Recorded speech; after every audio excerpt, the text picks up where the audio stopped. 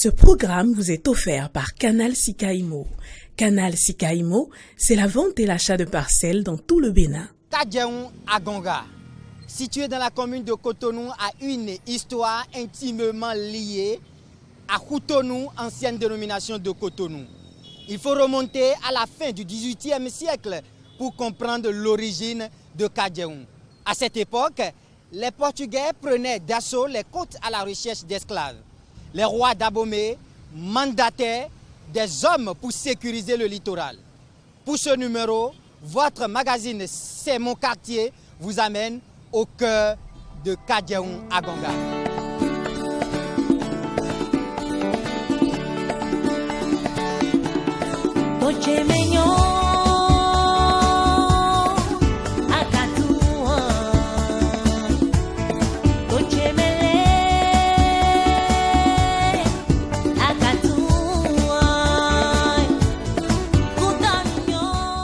Kadjaoun Agonga est placé sous la tutelle du 12e arrondissement de la ville de Cotonou. Kadjaoun Agonga a un climat de type tropical. Par rapport à l'hiver, les étés ont beaucoup plus de pluie selon la classification de Copenhague. Kadjaoun Agonga affiche 26,8 degrés Celsius de température en moyenne sur toute l'année. Il tombe en moyenne 1244 mm de pluie par an. Avec 15 mm, le mois de décembre est le plus sec. Le mois de juin, avec une moyenne de 332 mm, affiche les précipitations les plus importantes.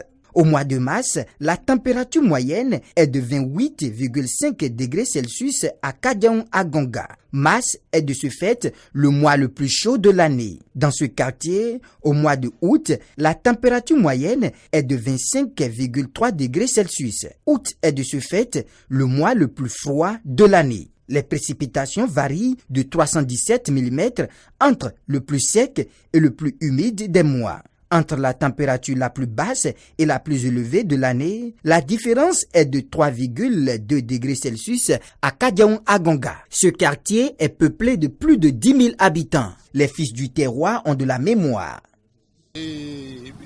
Kadjaoun Agonga, oui, il y avait les nagos qui vendaient un peu, qui sont les nomades. Comme les nomades, ils vendaient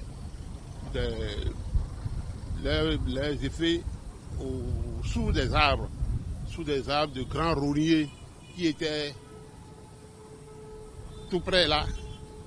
Et quand les passants, les villageois passaient, ceux qui allaient au champ ou allaient vendre loin là, ils disaient venez manger. C'est Wakadjaoun, Wadounou, viens manger. Viens manger, c'est de là que vient le nom de Kadjaoun Agonga. Parce qu'ils étaient sous les grands rogniers. Ils asseyaient sur les grands rogniers pour pouvoir attirer les clients à venir vers eux.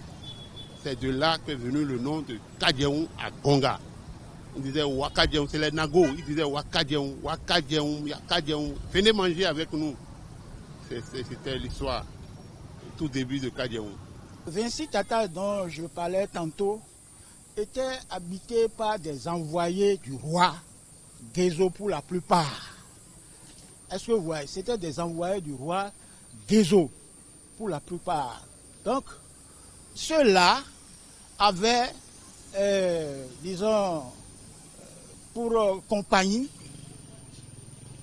est-ce que je vais parler d'esclaves ou bien des prisonniers de guerre en temps, donc qui étaient pour la plupart des nagos. Est-ce que vous voyez? Donc, ces anciens représentants du roi Gézo à Kadjaoun, c'est-à-dire à Agonga dans le temps, les utilisaient pour cultiver les champs d'à côté des maisons, tout ça là. Est-ce que vous voyez? Donc, dans le même temps, vous connaissez, il y a le WAF. Il y a le WAF et il y a aussi, vous comprenez, comment je vais dire, c'est-à-dire l'arrivée des Blancs. Donc c'est au WAF ici qu'on débarquait les marchandises, les pacotis, tout ça là. Donc pour les convoyer à Abomey, Kadjaoun faisait partie, il y avait un chemin par ici. Donc les gens transitaient par Godomé, après Godomé, Paou, et Paou, Ouida, chez Tchacha. Donc c'est de là-bas que tout est encore, disons, convoyé vers Abomey. Donc un jour, selon les informations que j'ai reçues, ceux qui transportaient, tout se faisait à pied. Ceux qui transportaient des marchandises du WAF, qui prenaient par ici, c'était arrivé au moment où les nagos qui cultivaient prenaient leur repos et étaient en train de manger. Et c'est ainsi qu'ils invitaient ceux-là qui partaient pour Abomey de venir manger. Et c'est là qu'on donne le nom Ewa Kagyeon.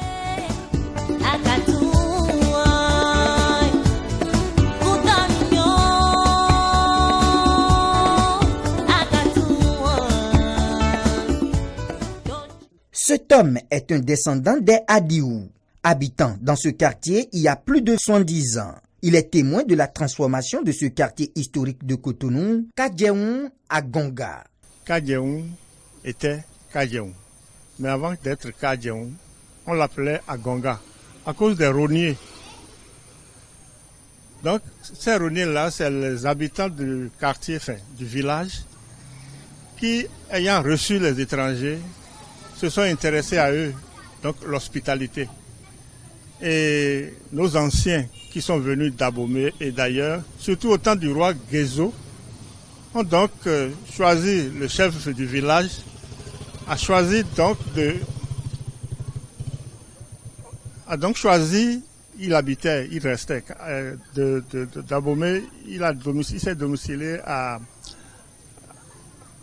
l'actuelle Notre-Dame, à l'actuelle église Notre-Dame. Et il demandait à ses pères, à ses sujets, d'arriver faire l'agriculture, labourer la terre ici. Ici, il n'avait donc pas de nom. C'était donc à Gonga. Et c'est au cours de ces exploitations de terre-là que le nom a été donné par ses sujets. Il avait des esclaves. C'était au temps du roi Gezo, je l'avais dit entre-temps. Et là, ceux-là qui préparaient à manger lorsque le roi passait, on demandait au roi de venir manger. Le roi a dit, les autres ont dit Ewa Kagyeon. Et lui, il a répondu Kagyeon. Et les gens ont ri pour dire que l'autre roi parlait notre langue. Et c'est resté dans l'histoire. Il a mal parlé, mais l'histoire a retenu que ce nom-là peut être gardé. Kagyeon. Venez manger, venez qu'on mange. Kagyeon.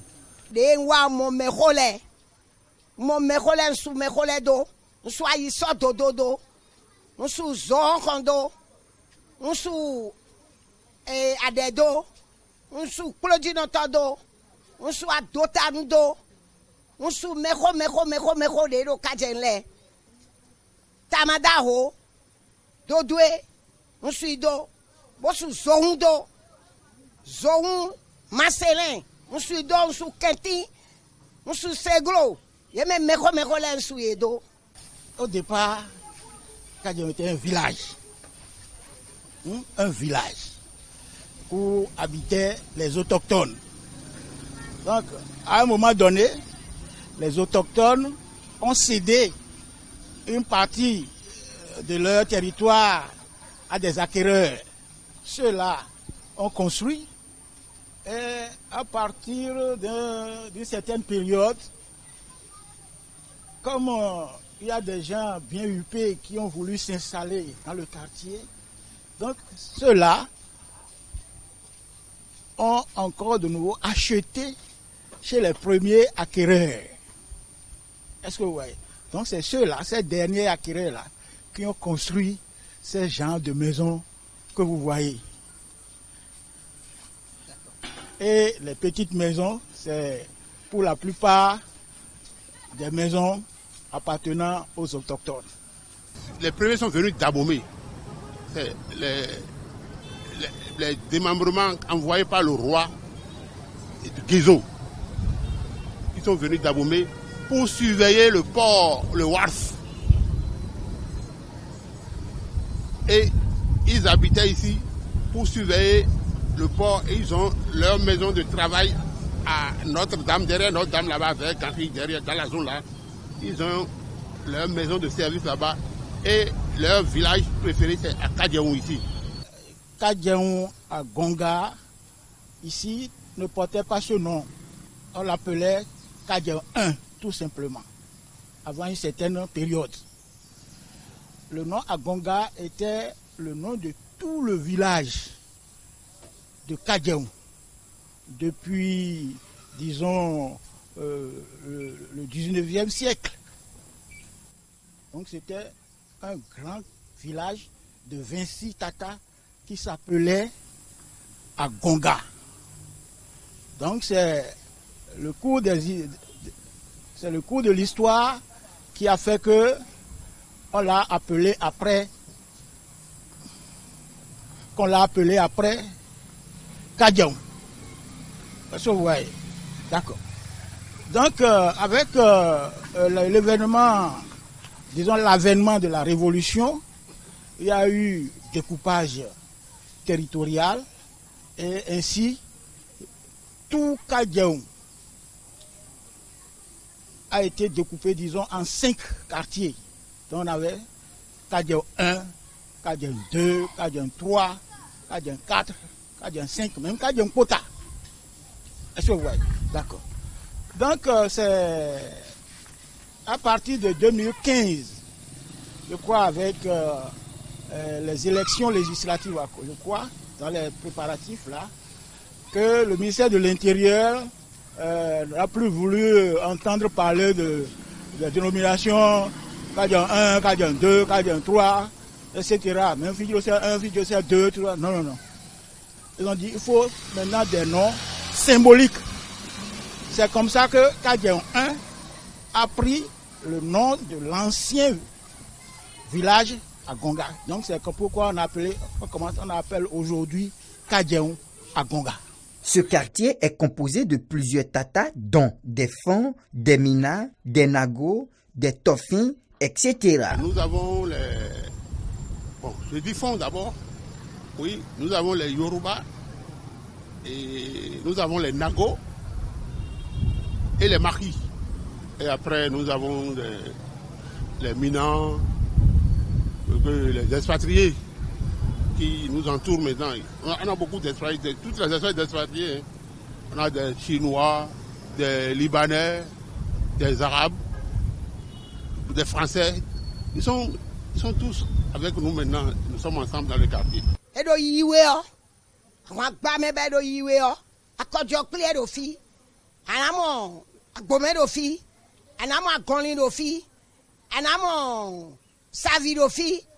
Anamo file pleta dofi e ka pleta e blo novi bo ren yede Kadjaou da yo titi pe vi loin we bo ali lo po jawe bo yebi ye me khoene la no ba yede mo bono wuli bonu yede le bono to yedo kulo lo po me ye ple kaka no ple do tamada ho si agbasa e gbe si an ye ron tamada me khoene le de bu so de yo po vule kede Oche menyo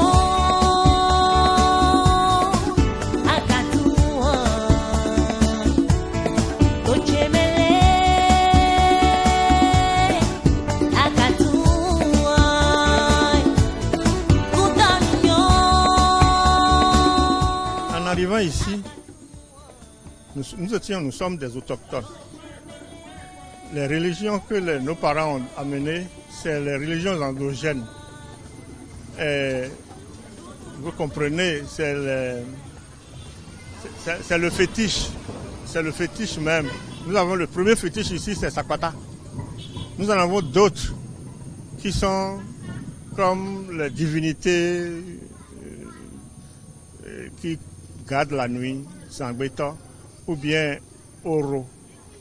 Et nous sommes aussi, malgré que nous soyons forts, nos grands-parents maternels sont aussi arrivés d'Oyo. Donc nous parlons aussi Nago. Kadjaou Fon et Nago, c'est ça notre origine même.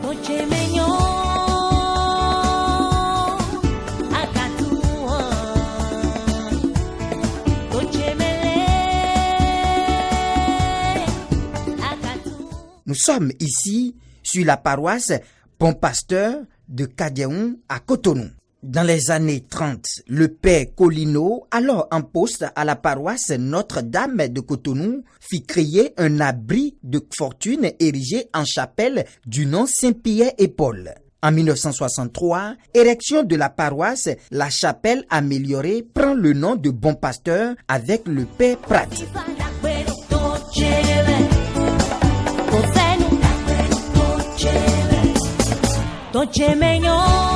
La foi était bien présente dans la vie des habitants de ce quartier Kadjehoun-Agonga. La religion a pu entretenir un lien entre les membres de cette communauté et la paroisse Bon Pasteur de Kadjehoun en est une illustration. Et ceci depuis plus de 50 ans.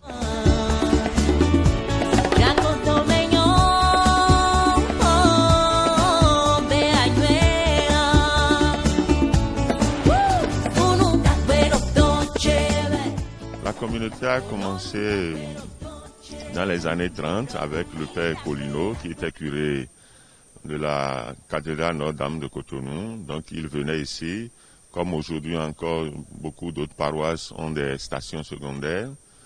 Et puis progressivement la communauté s'est formée et en 1963 c'est avec le père Prat que c'est devenu vraiment paroisse Bon Pasteur avec le titre de Bon Pasteur. Autrefois, quand c'est le père Colino qui venait, c'était paroisse Saint-Pierre et Paul, et la communauté de Saint-Pierre et Paul. Et puis c'est devenu paroisse et a pris le nom de Bon Pasteur. Après le père Colino, il y a eu le père Prat vraiment qui est resté comme curé. Et le père Prat, Maurice Prat, de 1963 à 1966. Ensuite, il y a eu d'autres jusqu'au premier prêtre noir, le père Théophane Wetchenou, père à son âme, il est décédé déjà, enterré récemment, de 1980 à 1985.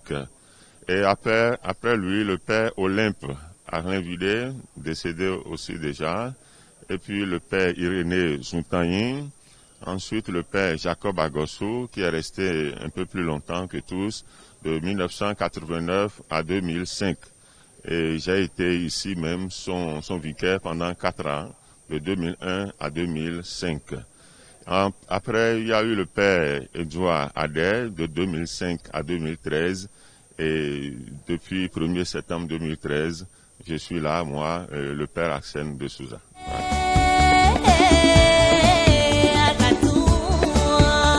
Sunkunku pour les enfants, les cérémonies, aujourd'hui ça se fait à Kadjehoun. Il y a toutes ces cérémonies qui se font. Toutes les cérémonies qui sont de chaque village. Bon, Kadjehoun est composé de Fon, de Marie, de Nago. Et toutes les cérémonies qui viennent des villages de là-bas se font ici. Ça se fait actuellement même. On a nos cultures, diverses cultures, il y en a. Il y a le Zangbeto, il y a le Kuito, il y a le Rebioso, il y a le Sakpata. Il y a tous ces fétiches-là. Il y a des rythmes qu'on joue, des tam-tams, qu'on joue diversement dans des zones. Il y a des regroupements de ces choses-là qu'on faisait. C'est tout comme si on était au village. Et cela se faisait jusqu'à présent. Nous avons, comme les coutumes des fonds là, on a le Dongan qui fait les cérémonies de Méridi, des enterrements. On appelle quand quelqu'un décède qu'on veut l'enterrer, c'est les Dongan qui viennent avec ses compagnons et ils font leur cérémonie. Cela se fait jusqu'à présent. L'évolution est dans les religions, les autres religions importées sont arrivées. Nous avons la religion catholique, la religion musulmane et d'autres religions, christianisme céleste, protestantisme et beaucoup d'autres aujourd'hui.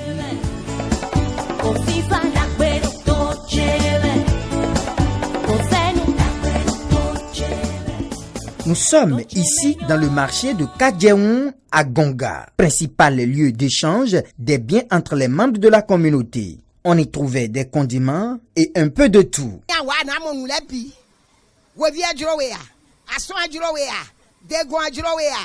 wevi gbameto adro we a nu adro we o ale dro afo ale dro ganu ale dro roba ale dro timati adro taki adro je adro ami ana hobi unu dagbero doncheve ononu dagbero doncheve bodo ubi dagbe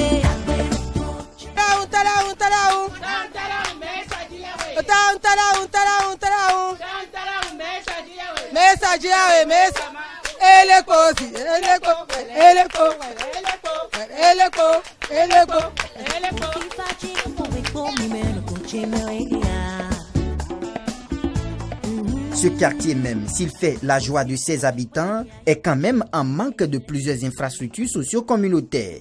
Sans cimetière, les hommes étaient inhumés à domicile. Souffrant cruellement de l'absence d'un centre de santé, les malades étaient soignés à la maison à l'aide de la médecine traditionnelle. Ceci est un souvenir bien lointain aujourd'hui. D'un autre côté, les jeunes se livrent à des comportements peu recommandables. Les sages s'en plaignent. Non, pas de cimetière. Anciennement, nous enterrions nos morts à la maison. Donc nos cimetières existaient dans chaque maison. Chacun de nous avait, chaque collectivité, chaque tata avait son cimetière. Il y a des vestiges de ces cimetières-là même dans certaines maisons. Quand on va par exemple chez les Tamadao, il y a un cimetière. Bon, chez les Zohonkon, il y a un cimetière mais ce n'est pas matérialisé. Partout ailleurs aussi, ces Zohon, etc. Avant, on enterrait les gens dans les maisons. Cela se faisait dans les maisons. Il n'y avait pas les cimetières. Il y a le cimetière d'Akwapa, mais tout le monde n'a pas accès pour aller là-bas parce qu'il faut payer. Avant, les gens, on l'enterrait dans leurs chambres, dans leurs maisons. Même il y a des maisons ici maintenant que tu vas voir les tombeaux qui sont bien bâtis, bien faits. Nous sommes à l'aise et nous craignons un peu cette aise-là parce que on peut pas, c'est vrai, on ne peut pas faire des omelettes sans casser des œufs, mais nous manquons de la suite des infrastructures qu'on nous installe. Il s'agit de l'électrification. Nous n'avons pas l'électricité si ce n'est domestique. Chacun de nous a domestiqué l'électricité et il porte l'électricité devant chez lui. Mais les poteaux, ils sont très rares aujourd'hui à tenir des ampoules. Nous avons aussi, je parlais de sécurité. Nous avons aussi la sécurité. On a beau être un quartier intéressant, comme quelqu'un l'a dit, mais nous ne sommes pas suivis. Parce qu'on dit, oui, ceux-là sont déjà à l'aise, ils sont bien, nous préférons aller là où le danger est installé correctement. Je prends le quartier de Bégamin, je prends Zonké, et Zongo et tout ça là. C'est par là qu'ils préfèrent passer pour gérer ça. Il y a la difficulté des femmes, des enfants, ne voient pas ceci. On crie sur l'enfant ou bien d'autres viennent dire ton enfant a fait ceci et ça devient d'incompréhension, problème. Parce qu'il y a plusieurs ethnies. Il y a plusieurs ethnies, il y a ça, mais bon, avant il y avait de vols, maintenant il n'y a plus de vols comme avant. Avant il y avait de vols, mais maintenant ça a diminué. J'ai constaté que ça... À Gonga, un commissariat? Non, c'est le commissariat du 12e arrondissement. Il y avait un commissariat à Kadiaou, mais c'était déplacé. Aujourd'hui, le principe d'occuper les jeunes n'existe plus. Surtout qu'il n'y a plus de services, il n'y a plus de société à embaucher les jeunes après leur sortie. Donc chacun se débrouillant, les jeunes se sont livrés un peu à ce qui n'est pas bon, là qu'on appelle l'anarque. Et ça, nous qui sommes leurs parents, nous ne sommes pas d'accord. Et ils se sont adonnés aussi à l'utilisation du tcha. Bon, on ne peut pas les dénoncer parce que nous savons qu'ils vont fuir.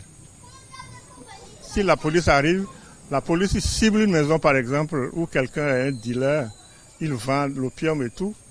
La dernière fois, il y en a qui sont venus, la police est venue dans une maison ici et il y a dû dégager ceux qui utilisaient les stupéfiants, ceux qui sont éthyliques ou toxicomanes. Donc nous veillons à cela. Il y a les jeunes les jeunes qui avaient des groupes de cultures diverses, de théâtre, de clubs de tam-tam, de jeux, de foot, de hadji. Mais maintenant, on ne voit plus ça. On ne voit plus ces choses. Ça nous manque. Les jeunes ne s'organisent plus comme avant. Ils étaient nombreux avant, mais aujourd'hui, si nombreux, ça donne à fouiller leur portable et tout le monde est branché au portable et il n'y a plus d'activité. Il n'y a plus d'activité dans les quartiers. Je pense tellement à cela que les jeunes doivent s'organiser plus.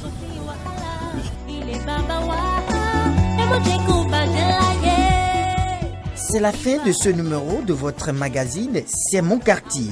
Désormais, vous en avez un plus sur les réalités socio-culturelles du quartier Kadjehoun à Gonga.